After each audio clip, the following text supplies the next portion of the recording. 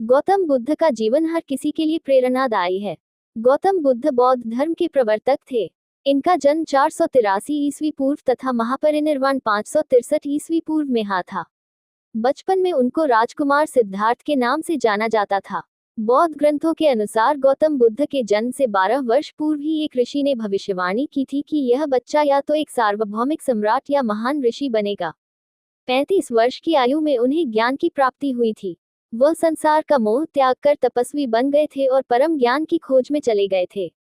आइए आज हम आपको सिद्धार्थ के महात्मा बुद्ध बनने तक के सफर के बारे में बताते हैं। जन्मकाल बुद्ध का गोत्र गौतम था। बुद्ध का वास्तविक नाम सिद्धार्थ गौतम था। उनका जन्म शाक्य गणराज्य की राजधानी कपिलवस्तु के निकट लुम्बिनी में हुआ था। बुद्ध के जन्म के 7 दिन के भीतर ही उनकी माता का देहांत हो गया था। उनका पालन पोषण उनकी मौसी गौतमी ने किया था। शिशु का नाम सिद्धार्थ रखा गया था। शाक्य वंश के राजा शुद्धोधन सिद्धार्थ के पिता थे। सिद्धार्थ के जन्म से पूर्व हुई भविष्यवाणी से परेशान होकर उनके पिता ने उन्हें तपस्वी बनने से रोकने के लिए राजमहल की परिधि में रखा।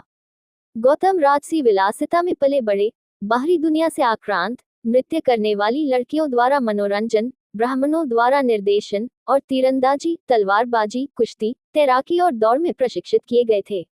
कम उम्र में ही उनका विवाह राजकुमारी यशोधरा से करा दिया गया।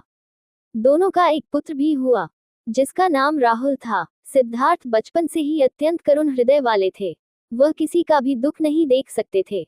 इतने प्रयासों के बाद भी 21 वर्ष की आयु में उनकी अपने राज्य कपिलवस्तु की गलियों में उनकी दृष्टि 4 दृश्यों पर पड़ी। ये दृश्य थे एक वृद्ध विकलांग व्यक्ति, एक रोगी, एक पार्थिव शरीर और एक साधु।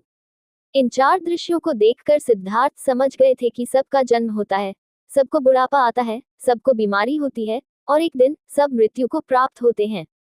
इससे व्यथित होकर उन्होंने अपना धनवान जीवन, अपनी पत्नी, पुत्र एवं राजपाट का त्याग करते हुए साधु का जीवन अपना लिया और जन्म, बुढ़ापा, दर्द, बीमारी और मृत्यु से जुड़े सवालों की खोज में निकल गए।